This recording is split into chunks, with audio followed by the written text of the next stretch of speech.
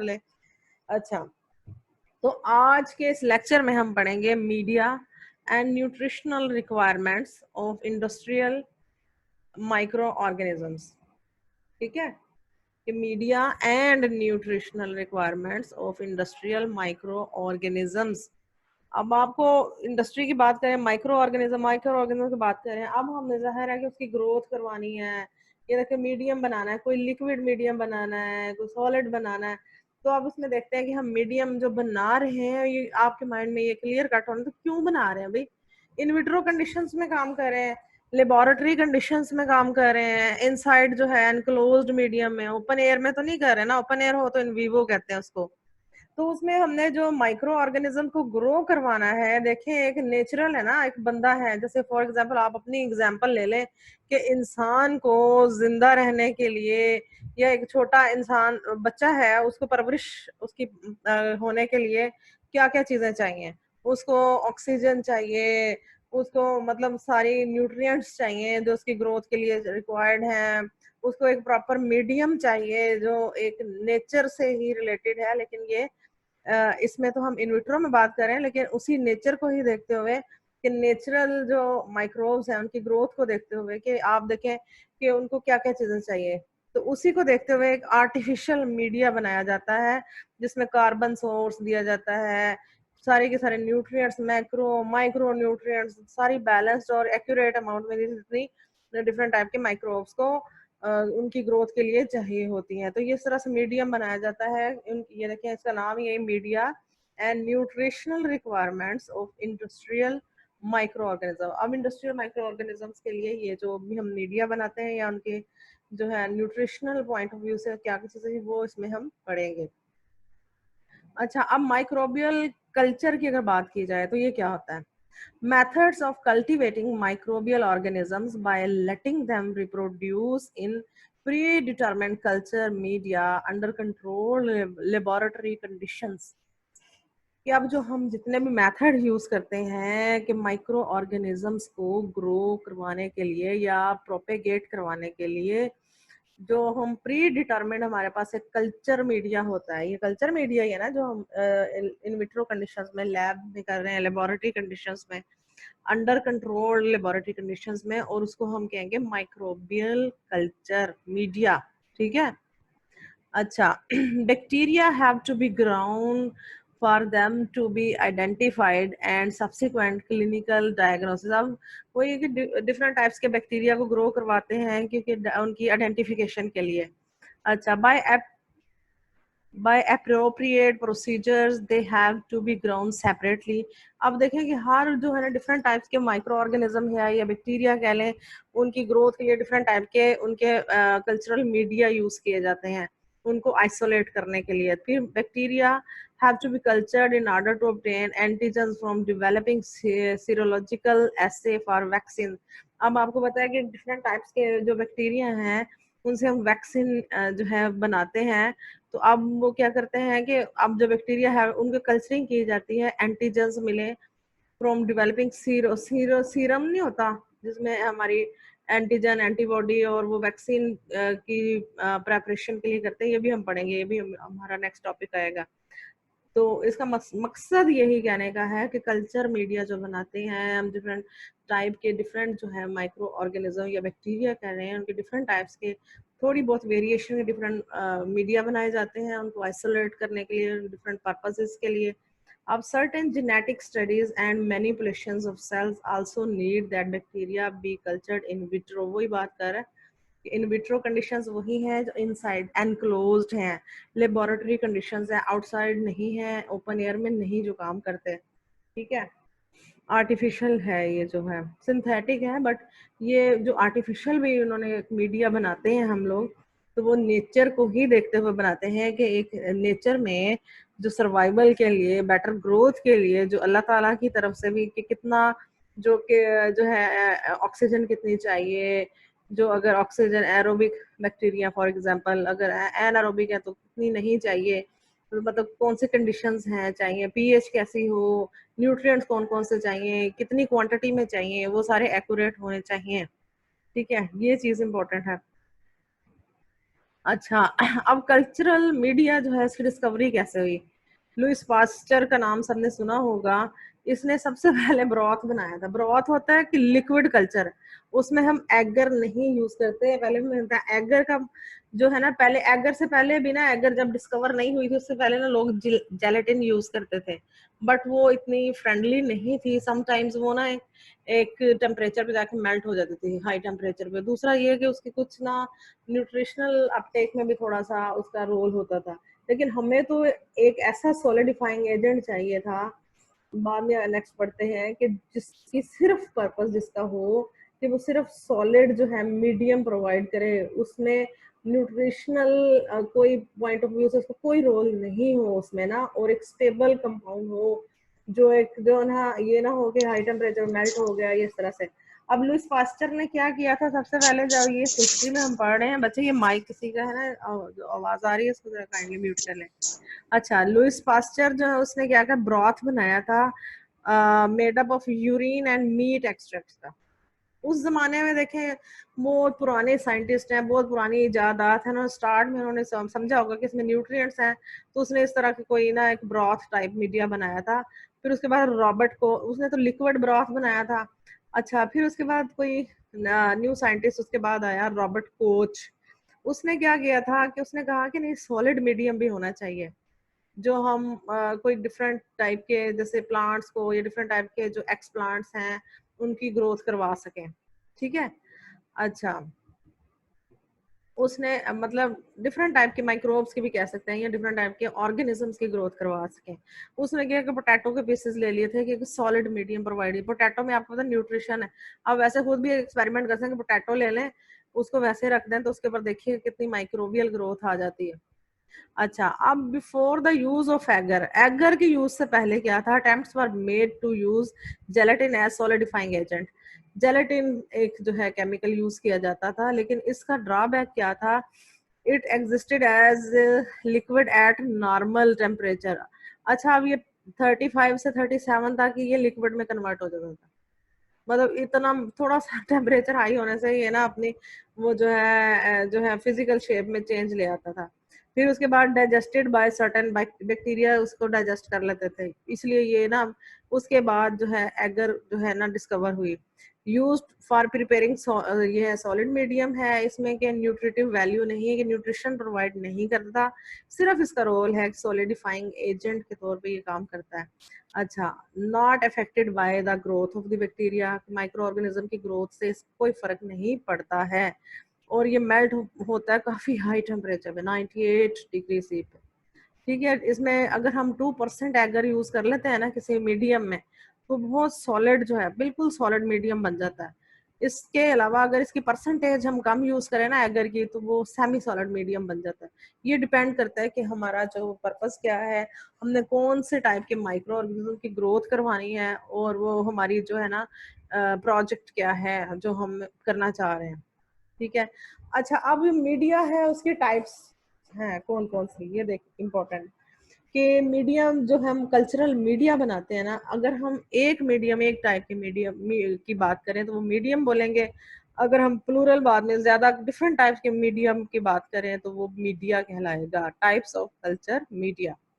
अच्छा, based on their consistency, बरकरार रहने की सलाहियत, यानी कि मेंटेनेंस के लिहाज से जो है उसकी टाइप क्लासिफिकेशन की गई। तो उस लिहाज से देखा कि सॉलिड मीडियम है, लिक्विड मीडियम है, सेमी सॉलिड मीडियम है। अच्छा, बेस्ड ऑन द कॉन्स्टिट्यूएंट्स या इंग्रेडिएंट्स, कंपोजिशन, उसकी कंपोजिशन के लिहाज से जो देखा गया, तो वो है उसकी क्लासिफिकेशन की गई, सिंपल मीडियम है, कम्प्लेक्स मीडियम है, सिंथेटिक और डिफाइंड मीडियम, और स्पेशल मीडियम है। अब जो स्पेशल मीडियम है ना, उसकी फर्दर आगे से आपने कंफ्यूज नहीं होना, बस ना याद रखना है, जैसे मैं नाम बोलूं कि कंसिस्टेंसी जो है मेंटेनेंस के लिहाज से कि सॉलिड है, लिक्विड है, ये अगर मैं आगे नेक्स्ट पढ़ूं तो आप फौरन बताना चाहिए कि ये हम बेस्ड ऑन कंसिस्टेंसी के लिहाज से उसकी क्लासिफिकेशन पढ़ रहे हैं। अगर हम ये पढ़ें सिंपल मीडिया कहूँ, कम्प्लेक्स कहूँ, सिंथेटिक और स्पेशल मीडिया आगे टाइप्स पढ़ें, तो आपको फौरन पता कि किस लिहाज से इसकी क्लासिफिकेशन की गई, on the basis of their chemical composition, ingredients के लिहाज से। ठीक है।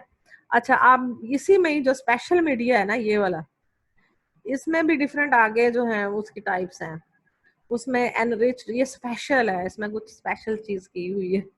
अच्छा, इसमें ये याद रखना है आपने, एनरिच्ड मीडिया है, एनरिचमेंट मीडिया है, सिलेक्टिव मीडिया है, इंडिकेटर, इनके देखो नाम से भी कुछ कुछ जाहिर है। अच्छा, ये आगे बता दें, एनरिच्ड मीडिया, एनरिच्ड मीडिया होगा कि जिसमें मतलब इतने न्यूट्रिएंट्स हैं कि उसमें डिफरेंट टाइप्स के माइक्रो ऑर्गेनिज्म की ग्रोथ हम करवा सकते हैं, उस सबको सपोर्ट कर रहे हैं। मैक्सिमम जो है माइक्रो ऑर्गेनिज्म की ग्रोथ को सपोर्ट कर रहा है, सिर्फ एक टाइप के नहीं कर रहा। अब इनरिचमेंट मीडियम में हम क्या करते हैं कि हम इसमें ना सिलेक्टिव थोड़े से हो जाते हैं, कि हम चाहते हैं कि हमारा जो डिजायर्ड माइक्रो ऑर्गेनिज्म है ना उसकी ग्रोथ हो और बाकी की इनहिबिट हो जाए, ना हो, उसमें इनहिबिटरी कोई केमिकल हम ऐड कर देते हैं, ठीक है। फिर सिलेक्टिव मीडिया, उसके नाम से ही उसमें भी बहुत सिलेक्टिव हो जाता है कि कोई एक टाइप के लिए। इंडिकेटर का नाम उसके नाम से जाहिर है कि इसमें जाहिर है कोई डाई वगैरह यूज करेंगे, जो इंडिकेटर जैसे केमिस्ट्री वाले तो ये करते नहीं है, वो ब्यूरेट और वो क्या इंडिकेटर यूज करते हैं और इस तरह के एक्सपेरिमेंट करते हैं, ठीक है, टाइट्रेशन वगैरह, ठीक है। डिफरेंशियल मीडिया, अच्छा, ये इंडिकेटर में ये होता है कि आप जो डाई यूज करते हैं ना, तो उससे जितना कि आपकी जो है ना ग्रोथ हो रही है ना बैक्टीरिया उस टाइप के, तो ये डिफरेंट जो है ना कलर में चेंज आता है, यहाँ तक कि कलरलेस भी हो जाता है। उसी तरह से वो इसका इसका नाम रखा गया डिफरेंशियल मीडिया, उसके नाम से कि डिफरेंट टाइप के इसमें ना डिफरेंशिएट करने के लिए माइक्रो ऑर्गेनिज्म को यूज करते हैं। फिर ट्रांसपोर्ट मीडिया, इसमें भी ये है कि आप कुछ जो है ना इसमें लिक्विड, सेमी सॉलिड या ब्रॉथ टाइप मीडियम यूज करते हैं। उसमें ये होता है कि जो कुछ जो है ना बहुत डेलिकेट माइक्रो ऑर्गेनिज्म जो है पेनिट्रेट नहीं कर सकेंगे, एंड तक नहीं ग्रो कर सकेंगे, इसमें जो आपके जो पर्टिकुलर डिजायर्ड माइक्रो ऑर्गेनिजम्स है ना, जिनमें मतलब इतनी कैपेसिटी होगी कि पेनिट्रेट कर दें, ट्रांसपोर्ट कर दें एंड तक, तो वही ग्रो कर सकेंगे, सिलेक्टिव हो जाता है थोड़ा सा। अच्छा, अब बेस्ड ऑन ऑक्सीजन की रिक्वायरमेंट के लिहाज से एरोबिक मीडिया है, एन एरोबिक मीडिया है, ठीक है। ये तो अब आप सबको पता होगा। एरोबिक जो है ऑक्सीजन जो जो इसमें ये उस तरह का मीडिया है जिसमें वो वाले माइक्रो ऑर्गेनिज्म को ग्रो करवाते हैं जिनको ऑक्सीजन चाहिए, एन एरोबिक में नहीं चाहिए।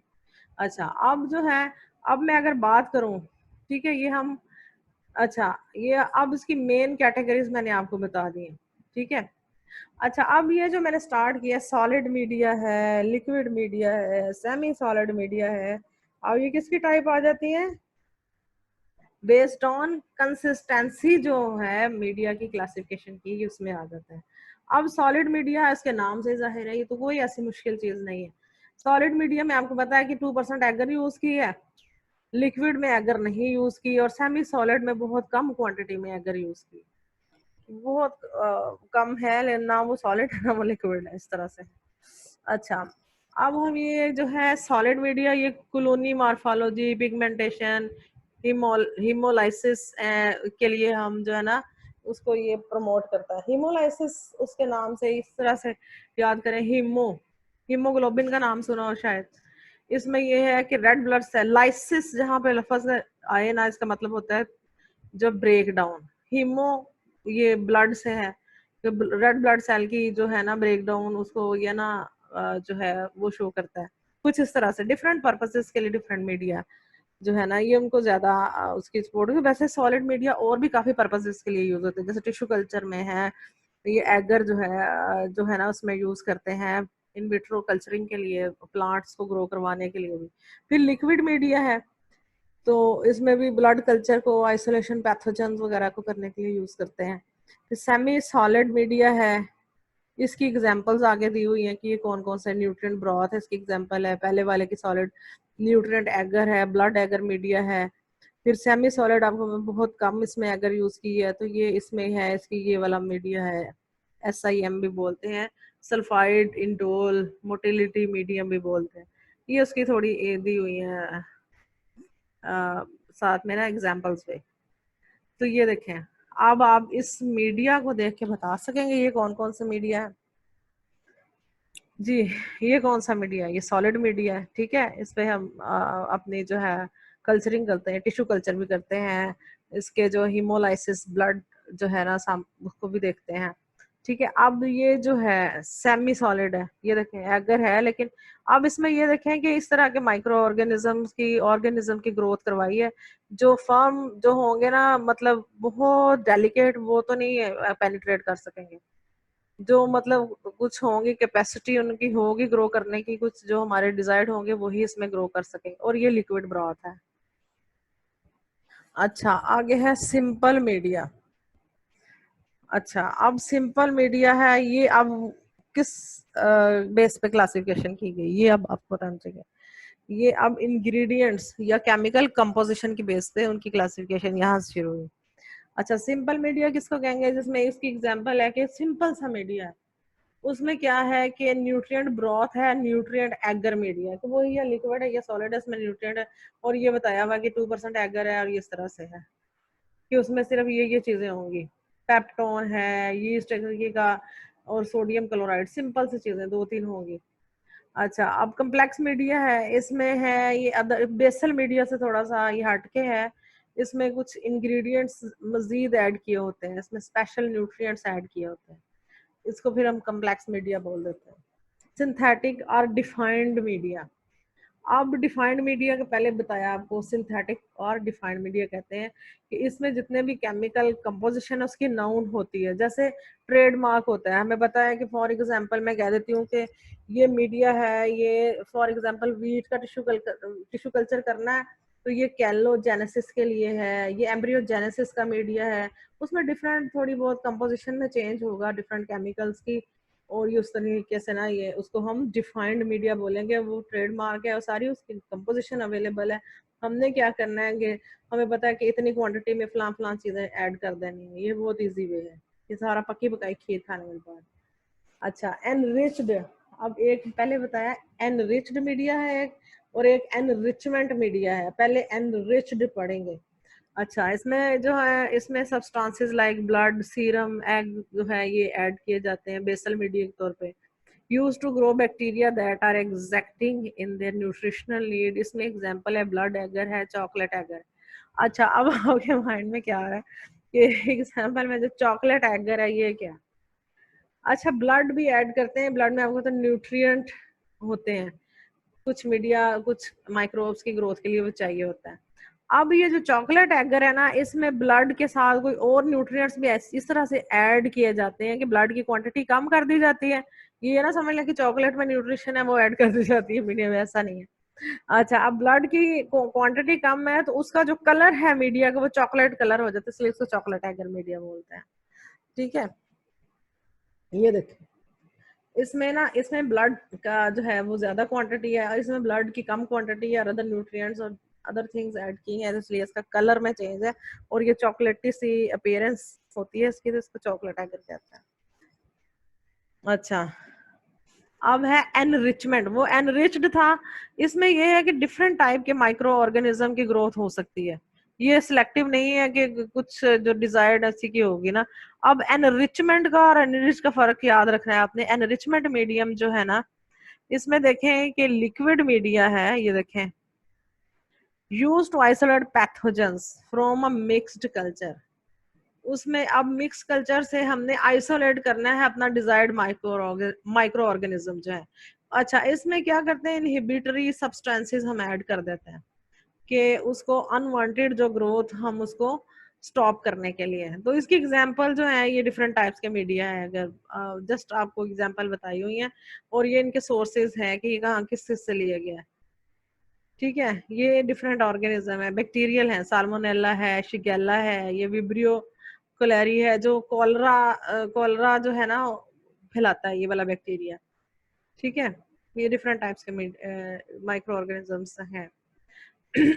आगे है सिलेक्टिव मीडिया। अच्छा, इसमें सिलेक्टिव में इनहिबिटरी सब्सटेंसेस है, इसमें भी इसके नाम से ही जाहिर है, इनहिबिटरी सब्सटेंस क्यों ऐड करते हैं कि हम सिर्फ बहुत ज्यादा सिलेक्टिव हो जाते हैं कि एक टाइप का बैक्टीरिया है या एक टाइप का माइक्रो ऑर्गेनिज्म उसमें ग्रो कर सके। इसकी एग्जांपल है मेकॉन्की मीडिया है, ये डिफरेंट टाइप्स के मीडिया है, ये आपको इसका रट्टा लगाने की जरूरत नहीं, लेकिन ये जस्ट आपको बताने के लिए कि है ये डिफरेंट टाइप के डिफरेंट मीडिया अवेलेबल हैं और इनकी कंपोजिशन अवेलेबल है।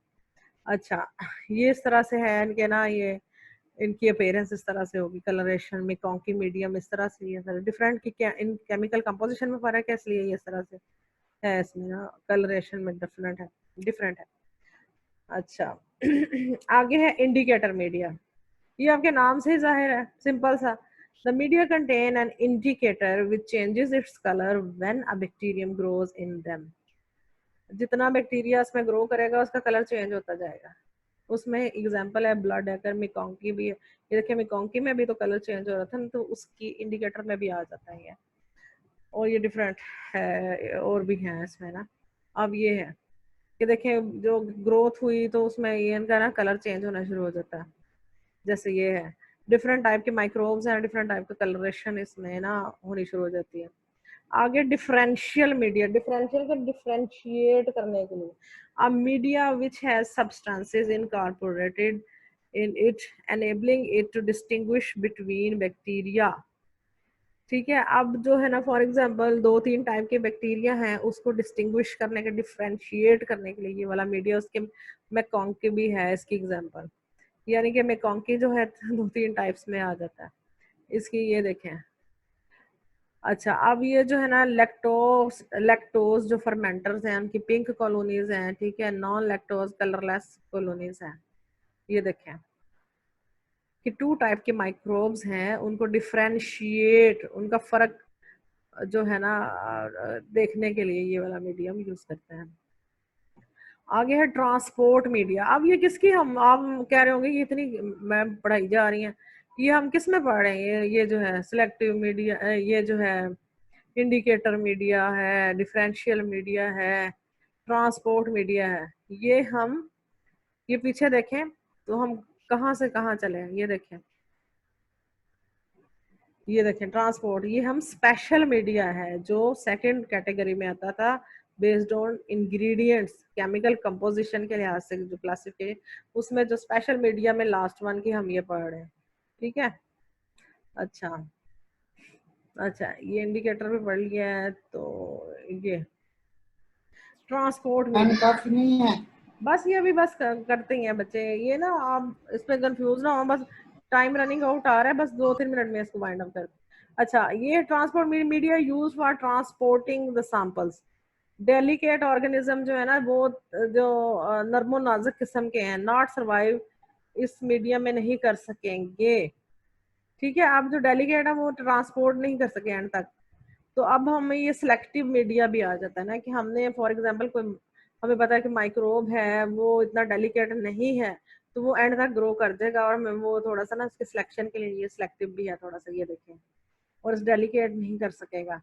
इसकी डिफरेंट एग्जांपल्स हैं, वो इतना उसको देखने के, एनारोबिक, एरोबिक आपको पता है कि जो ऑक्सीजन रिक्वायरिंग माइक्रोब्स के लिए, एनारोबिक में क्या करते हैं कि ये भी उसकी एग्जांपल्स दी हुई, the media used to grow anaerobic microorganisms के लिए। अब ये देखें कि इस तरह से हमारे पास ना एन एरोबिक जार्स होते हैं, उसमें ये देखें मीडिया बना के ये हमने ऐड किया हुआ है। ठीक है, अच्छा अब उसमें ये हमने इंडिकेटर जो है यूज किया, मिथिलीन ब्लू जो है।